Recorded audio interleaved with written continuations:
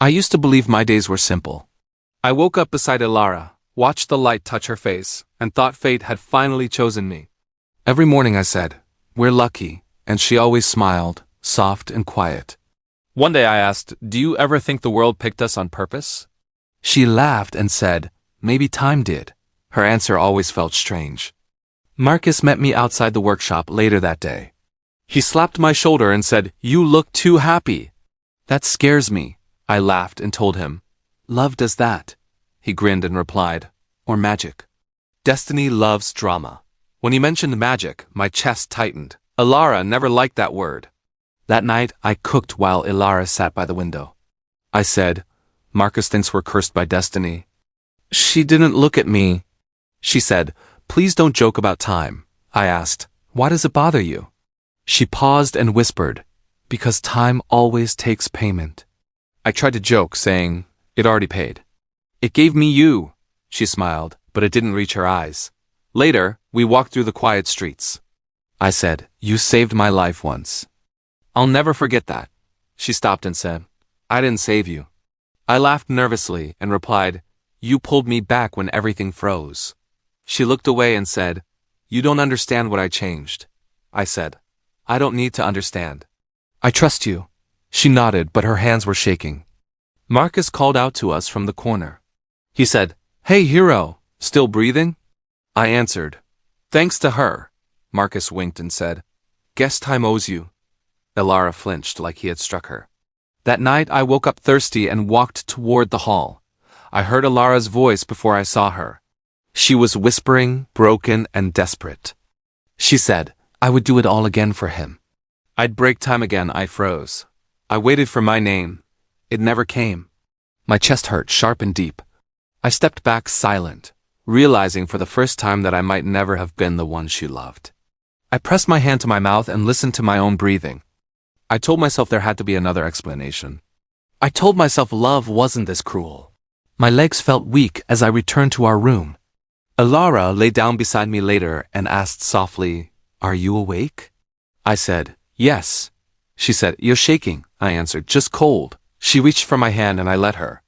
I stared at the ceiling and thought I was alive because of magic, but I was loving her alone. When sleep finally came, it felt like falling through broken time. I didn't know his name yet, but I felt him standing between us. I promised myself I would watch more closely. I promised I would stop assuming love meant safety. As dawn crept in, I understood something simple and terrifying. My heart had chosen her freely, but her heart had already traveled somewhere else. I didn't cry. I just lay there, counting seconds, wondering when time would finally ask me to pay. And in that silence, something inside me quietly began to break, without sound, without warning, without mercy, without love. At all I waited until night before I spoke. I said, "I heard you." Ilara froze. She asked, "Heard what?" I said, "You said you would do it again." For him. She sat down slowly and whispered, "You shouldn't have heard that." I said, "Then tell me the truth." My voice shook, but I didn't stop. "Who is he?" She covered her face and said, "His name was Rowan." I repeated it quietly. "Rowan." She nodded and said, "He was my first love." I asked, "Is he alive?" She didn't answer right away. I said, "Ilara, look at me." She looked up with tears in her eyes and said, "He died." My chest tightened. I asked, "Then why does he still stand between us?" She whispered, "Because I broke time for him." I laughed once, sharp and empty. "You told me you saved me." She said, "I thought it was easier that way." I asked, "Easier for who?" She said, "For both of us." I shook my head and said, "No, just for you." She told me Rowan was meant to die that night. I said, "And I wasn't." She said, "You weren't supposed to be there at all." The words felt like knives. I asked, "So when you pulled time back," she interrupted me. I pulled him back. I finished softly, and I came with him.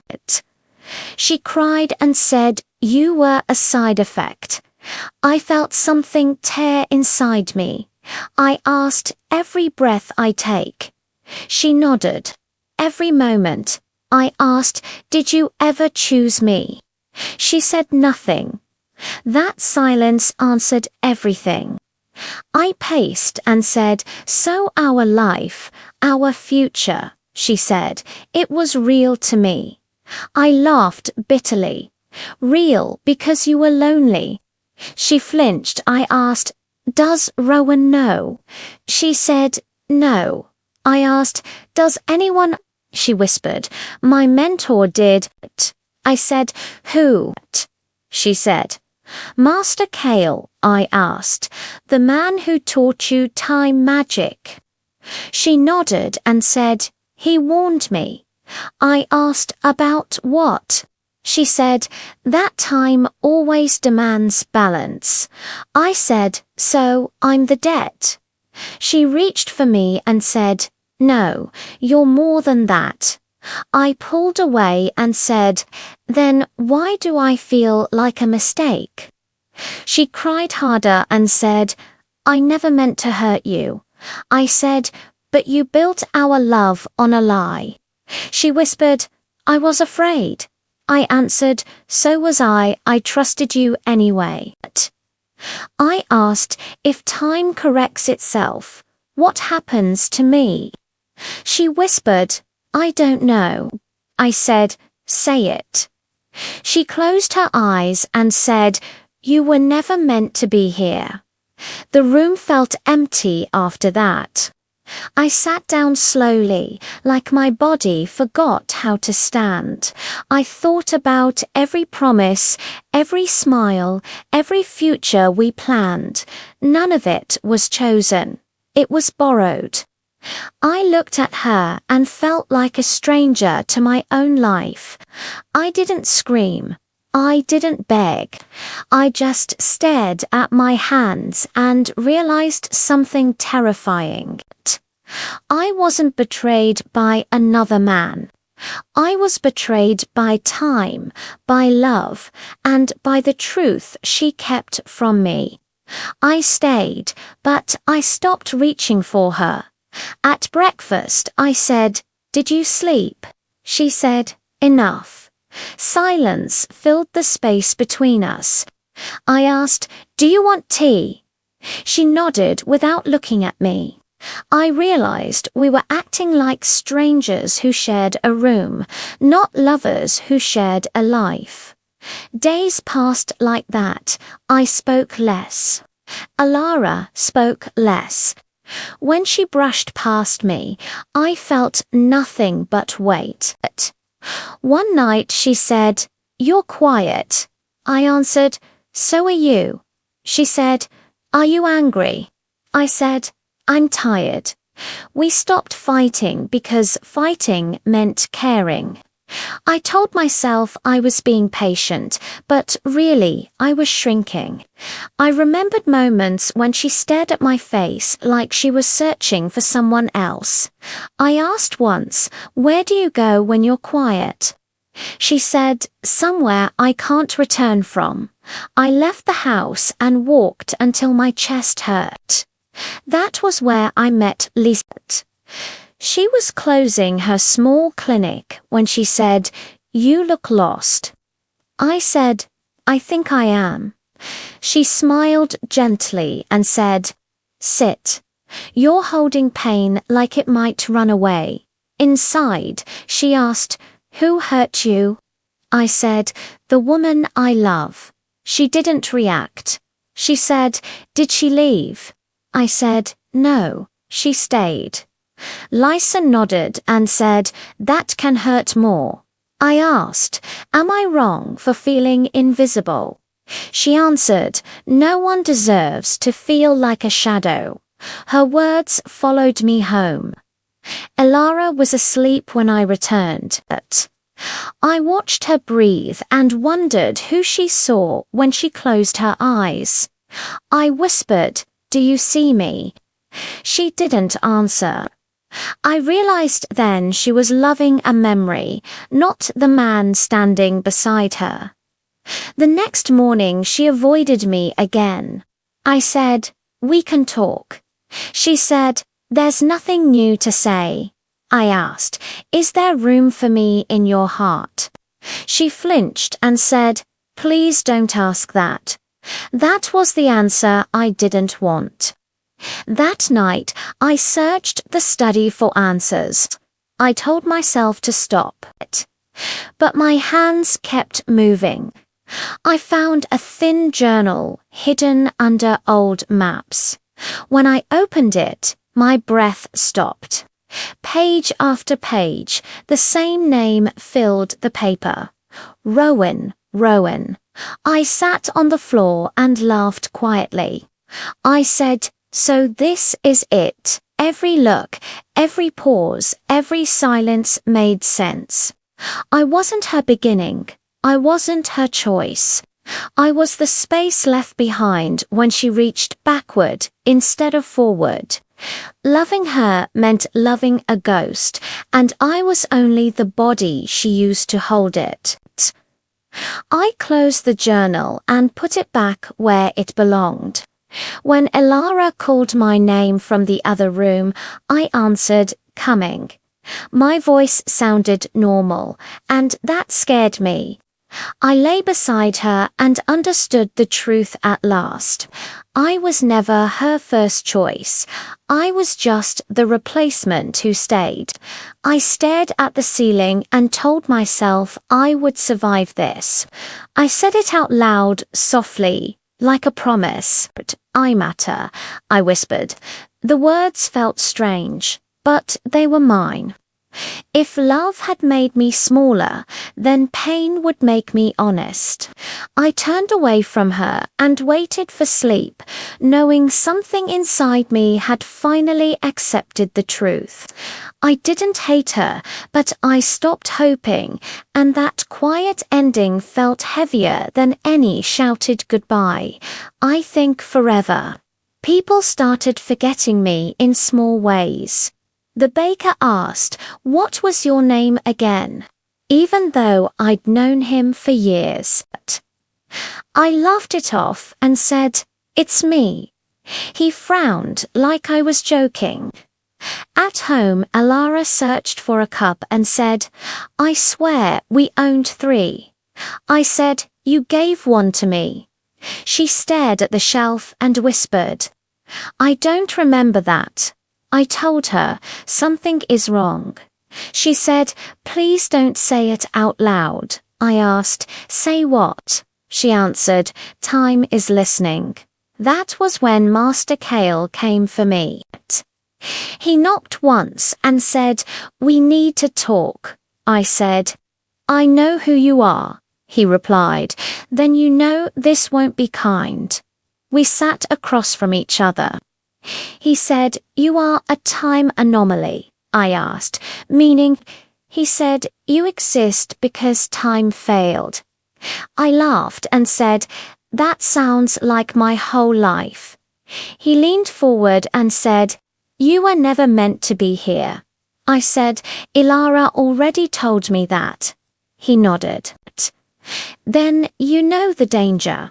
I asked. To who? He said, To everyone. I asked. And to me? He hesitated. Especially to you, Elara burst in and said, Stop. She looked at Kale and said, Don't scare him. Kale replied, He deserves the truth.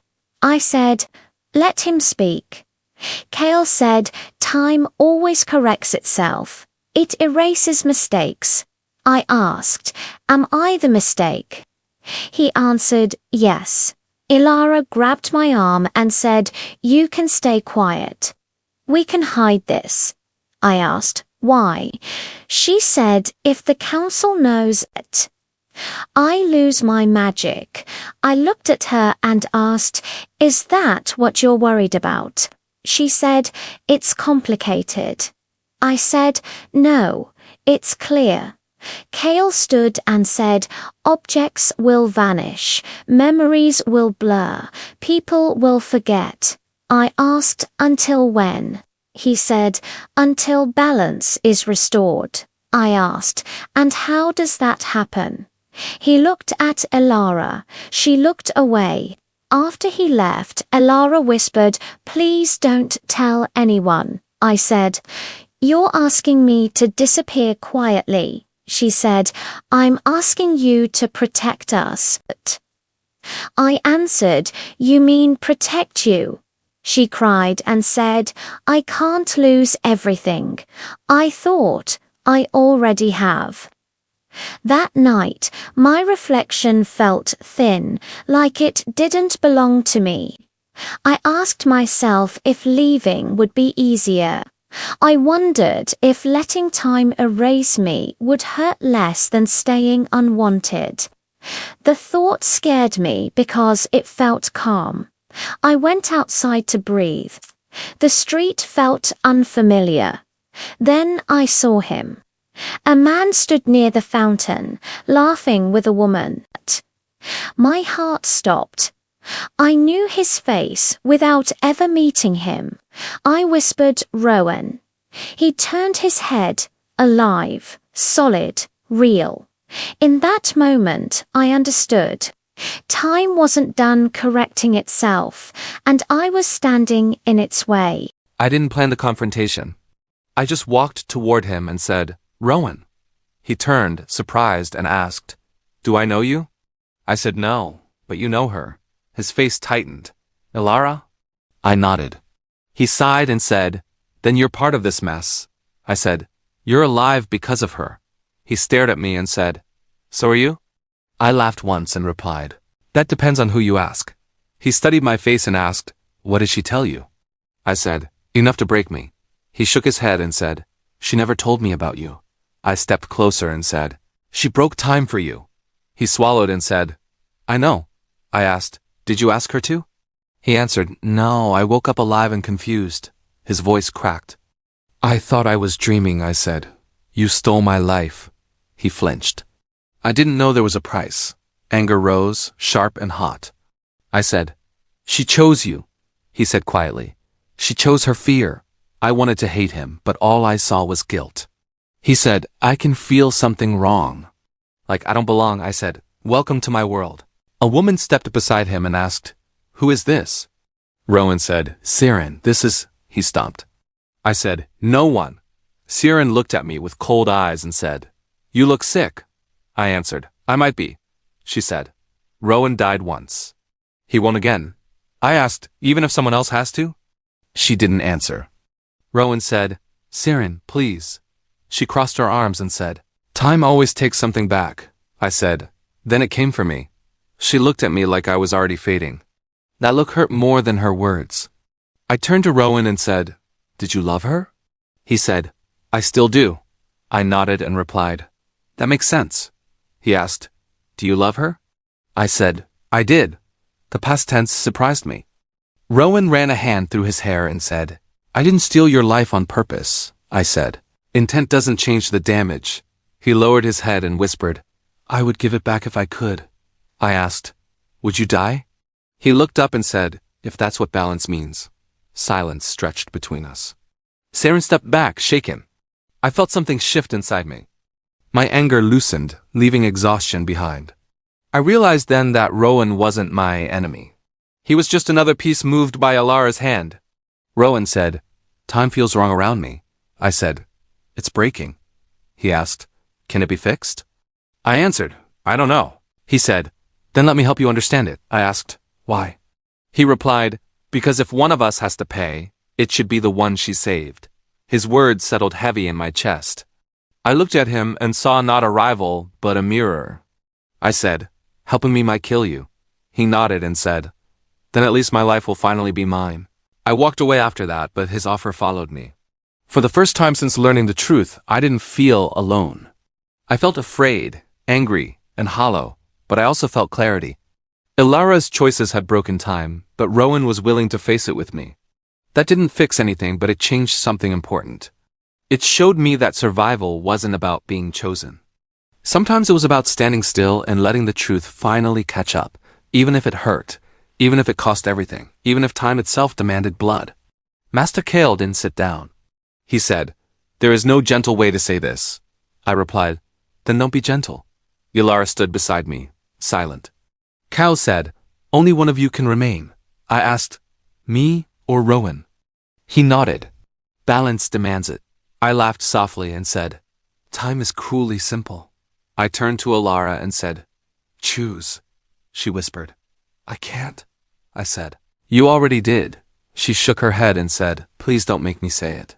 I answered, your silence is loud enough. My chest felt hollow, but my voice stayed steady. Kale said, Rowan returning to death would repair the line. I asked, and me?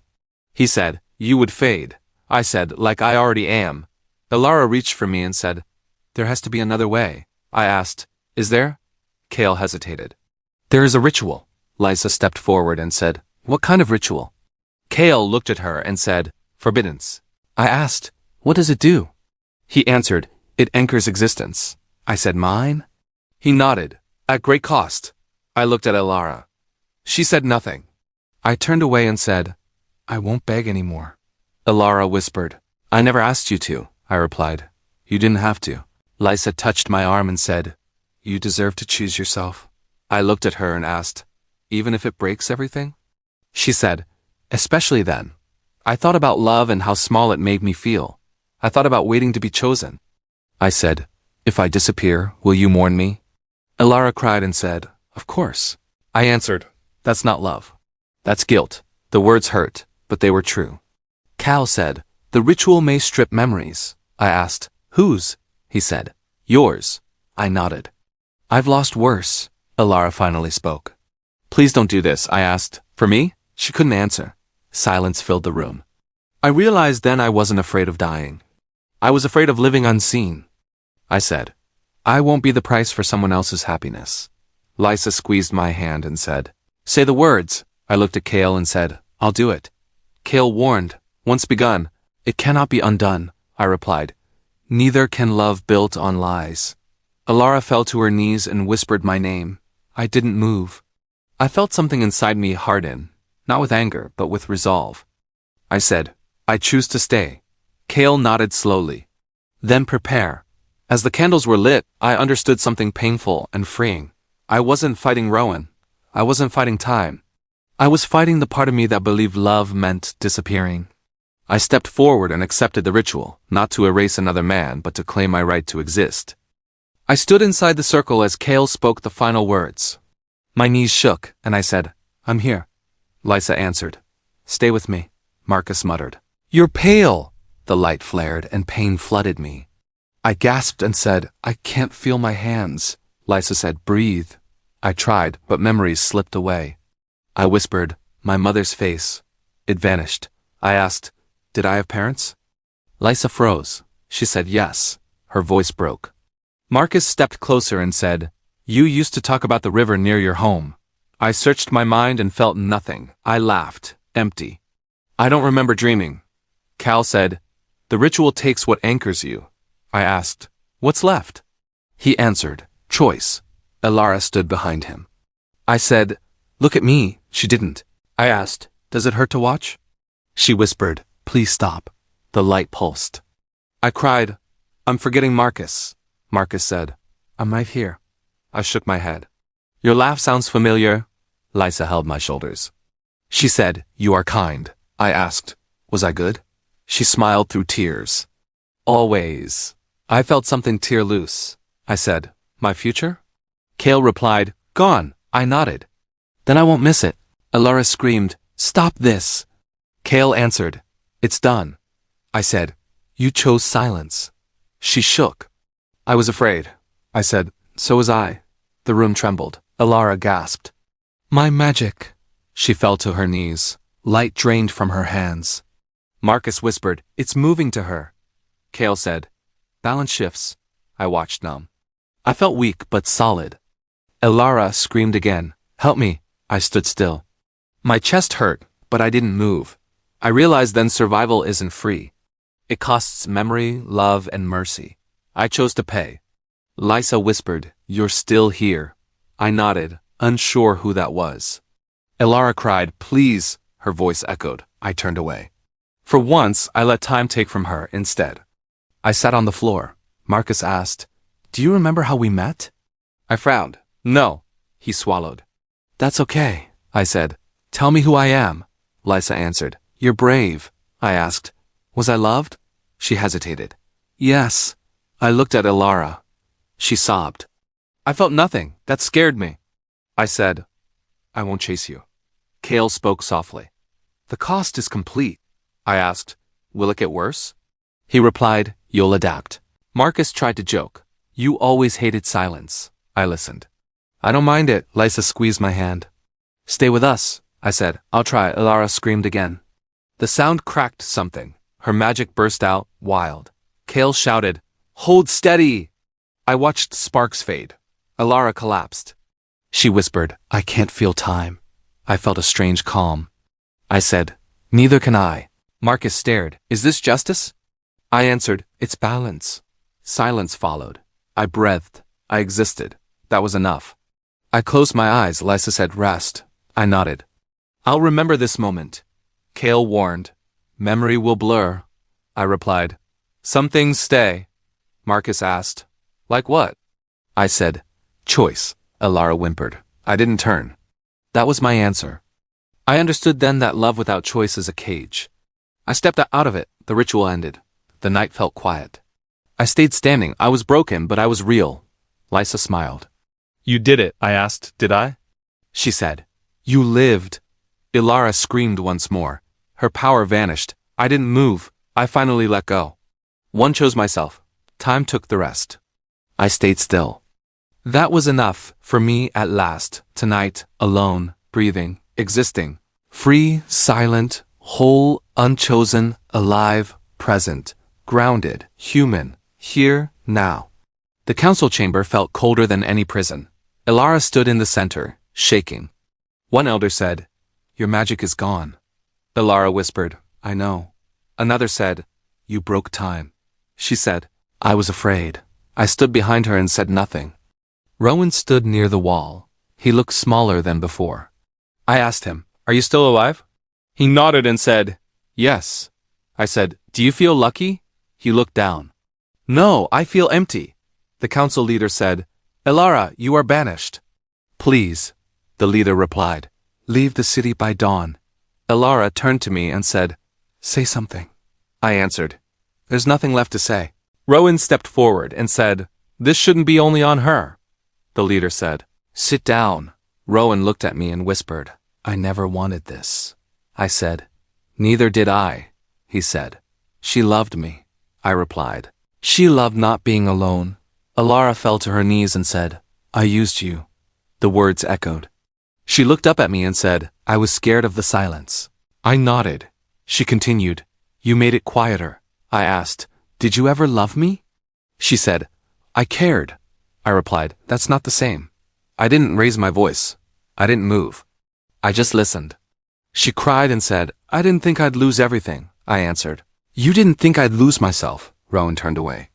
I could hear his breathing break. The council dismissed us. Outside, Ilara grabbed my sleeve and said, please forgive me. I looked at her hand and said, let go. She whispered, I don't know who I am without magic. I said, I didn't know who I was with you. She said, I'll change. I replied, too late. She said, I'll be alone. I answered, so will I. The difference is I chose it. She sobbed and said, I'm sorry. I said, I believe you. Rowan stepped closer and said, I'll leave the city too. I nodded. That's probably best, he said. If I had known, I interrupted. You didn't. That matters. He asked, can you ever forgive me? I said, I already have. Ilara fell forward and said, don't walk away. I looked at her and felt nothing sharp, only quiet. I said, this is the end. She reached again. I stepped back. I walked toward the doors. Behind me, she cried my name. I didn't turn. Each step felt lighter. I realized revenge wasn't screaming or punishment. It was living without carrying her fear anymore. Outside, Rowan said softly, you won. I stopped and said, no. He asked, then what is this? I answered, balance. I kept walking. Ilara's voice faded.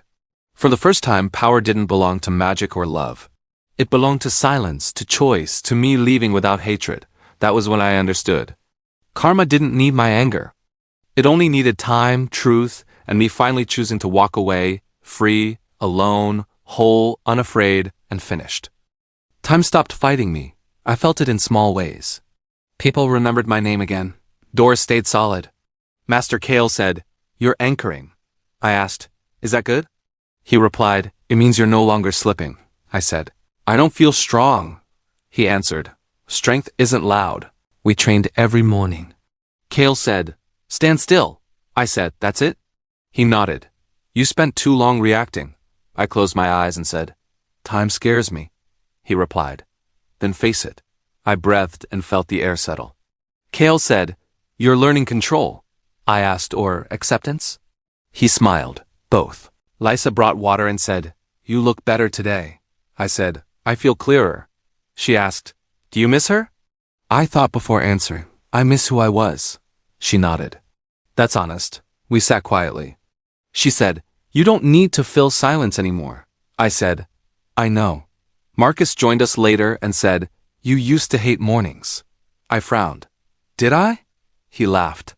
"You complained every day." I smiled faintly.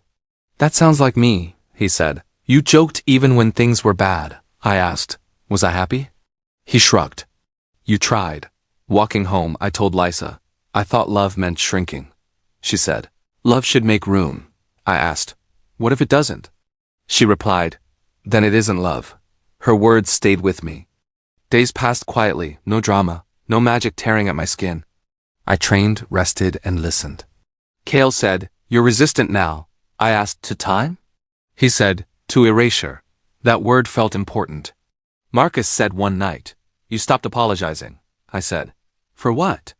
He smiled. "For existing." I laughed, real this time. I guess I did. I started noticing myself again. What I liked. What I refused. I said out loud, "I won't disappear for love." Lysa heard me and said, "Good." I asked, "Is that selfish?" She answered, "It's survival." At dusk, I walked to the place where I first met Ilara. The stone bench was still there. I sat and waited for a feeling to hit me. It didn't. No ache. No anger. Just quiet. I whispered, "I loved you." The words didn't hurt. I added, "But I love myself now." The air stayed calm. Time didn't shake. Marcus called from behind. "You okay?" I nodded. "Yeah," he said. "You're smiling." I touched my face. "Am I?" He said, "You look like you." I stood up and looked around. Nothing pulled at me anymore. No past. No promise. Just me, standing where everything began, finally feeling nothing at all. And for the first time, that nothing felt like peace. The bell over the door rang. I looked up. Ilara stood there, pale and unsteady. I said, "You came back." She whispered, "I had to." I asked, "Why?" She stepped closer. "To apologize." I crossed my arms. "You've said that before." Her eyes welled up. "I mean it this time. I'm human now." No magic. No excuses. I nodded slowly. "Go on." She swallowed. "I loved the idea of saving someone." I said nothing. She continued, "Not who I hurt, not who I broke. Just the feeling that I could control life and death." I asked, "Emmy?" She looked down. "You were collateral." "Not by choice, but by fear." I exhaled. "I see," she whispered. "I never understood how much I cost you." I said, "I'm alive." "That's the point." She said, "I don't deserve your forgiveness." I smiled faintly. "Then I'll give it to myself." Rowan appeared behind her. He said, "I'm leaving." I asked, "Where?" He said, "Somewhere quiet." "I need nothing else." I nodded. "Take care." He smiled sadly. "You too," he loved. The streets empty after him. Ilara said, "I thought if I fixed time, I could fix everything." I said, "Time isn't yours to fix." She cried softly. "I see that now." I asked, "Do you regret it?" She nodded. "Every lie, every choice that hurt you." I said, "Then you understand." She knelt. "I'm sorry for everything. I can't undo it, but I want you to know I mean it." I said, "I hear you." The words felt lighter than I expected. She said, "Do you forgive me?" I paused. "I forgive you." "Not for you." She looked up. "And why?" I said, "For me." "I don't want to carry it anymore." She nodded, tears falling freely. "Thank you." I realized the weight I carried had nothing to do with her anymore. Rowan's quiet exit, her broken apology, they were enough. Karma had finished its work. No magic, no revenge, no lingering debts. Just truth. She asked softly, will we ever be friends? I shook my head. No, but we can exist without hurting each other. She smiled faintly. That's fair. I looked at her. Really looked, and felt nothing but closure. No love, no longing, no spark, just peace. She was human. I was human. Time had balanced itself. I said, you should leave before the city notices you. She nodded. I will, I added. Take care of yourself. She whispered. You too. The door closed behind her. Silence returned. I breathed, deep and unburdened. Rowan gone, Alara gone. The past settled. I had survived love, betrayal, and time itself. I smiled faintly. Not for anyone else, but for me. I was free. Boxes were stacked in the corner. Lisa held a bag and said, you don't have to carry everything. I shook my head. I want to. She smiled softly. Some burdens are lighter shared, I said. Not this one. I zipped the bag and asked, do you think leaving is right? She shrugged. It's not about right or wrong. It's about living your life. I said, I've never done that. She replied, then start now. I picked up an old journal. This holds memories I can keep? She nodded. The good ones. The rest let them go. I stared at it. I thought love meant survival for someone else. She said, survival is strength. Own it, I laughed quietly. I used to think strength was bending to others' will. She asked, and now? I said, now it's walking forward without apology. She nodded. Exactly, I packed a few more things. She asked, will you miss this place? I paused. I'll remember it. But I won't live in it anymore. She said, that's brave. I answered, not brave. Necessary. Lisa handed me a map. Where to? I said, anywhere but here. Somewhere I can build me. She smiled. You'll find it. I asked, will I be scared? She said yes, and that's okay. Fear proves you're alive. I stopped, looking at the empty streets. I was a shadow here. Always someone else's story. Lisa said, not anymore. I nodded. I won't be a replacement. She said, pain shaped you, but it didn't define you. I repeated it quietly. Pain shaped me, but it didn't define me. She smiled. Good, remember that. I lifted a box and said, I never thought I'd feel relief leaving. She replied, it's not leaving. It's choosing. I asked, choosing what? She said, your timeline. I laughed softly. After everything, it feels strange to have choice, she said. Choice is yours now. Take it. I stared at the horizon. I will. I'll make mistakes, but they'll be mine. I zipped the last bag. Lisa said, ready? I nodded. I'm ready. She added, you'll survive. I said, I already am. I stepped outside. The city felt smaller. I felt larger. I whispered, this is mine. Lisa smiled. Go build it. I took a deep breath. The air was new. I was new. I wasn't a replacement. I wasn't shadowed. I was myself. I walked forward, carrying nothing but my choices. Behind me, streets were empty. Ahead, time waited. For the first time, it waited for me. I smiled. I belonged to myself, finally, entirely, and it felt like freedom. The morning light felt different. I inhaled and realized I could exist without fear. I whispered, I'm here. Lisa, beside me, said, you've earned this. I nodded, letting the words sink. I said, it's strange. I'm alive, and it finally feels mine. She smiled. That's because it is, I asked, even after everything? She replied, especially after everything. I touched my chest. I wasn't chosen by anyone, Lisa said. Then you chose yourself, I nodded. That's all that matters. She added, survival is its own justice. I looked back toward the city I left behind. The streets were empty. Rowan gone. Alara gone. Time itself had been corrected, but I wasn't erased. I said softly, I exist. I matter. Lisa asked, do you feel whole? I smiled faintly. Not complete, but alive. Enough, she said. Then you've done what many fail to do. I asked, what's that? She replied, take your life into your own hands. I laughed quietly. I used to think love required surrender, she said. Some love does. But yours doesn't have to. I said, mine never will again. She nodded, her eyes warm. Good, let it be yours. I thought about every choice I didn't make. Every moment I was a shadow. I said, I was a replacement once. I won't be again. She said, You never will. I turned to her. Thank you for staying. She smiled. I stayed for you to find yourself. I nodded. I did. I took a step forward. The road ahead was empty, untouched by borrowed love, by stolen time, by other people's decisions. I whispered, "This is mine." She asked, "Are you afraid?" I shook my head. "No, I've survived worse than fear." "I've survived myself." She laughed softly. "That's brave," I said. "No, just awake." I felt the weight of the past settle behind me. Every loss, every betrayal, every erased memory, it shaped me, but it didn't define me. I said, "I am mine," Lisa said, "then live it." I nodded. "I will." I walked, each step steady. The sun warmed my back. I looked at the horizon, a future unwritten. I whispered, I wasn't meant to disappear. The streets stretched wide.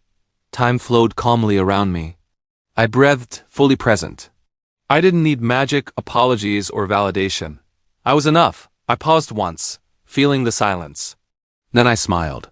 "This is justice," I said. Quiet, simple, living. I stepped forward. One step, then another. I existed. I mattered. And finally, fully, I was free. No one chose me, I chose me. I chose me. And that made all the difference.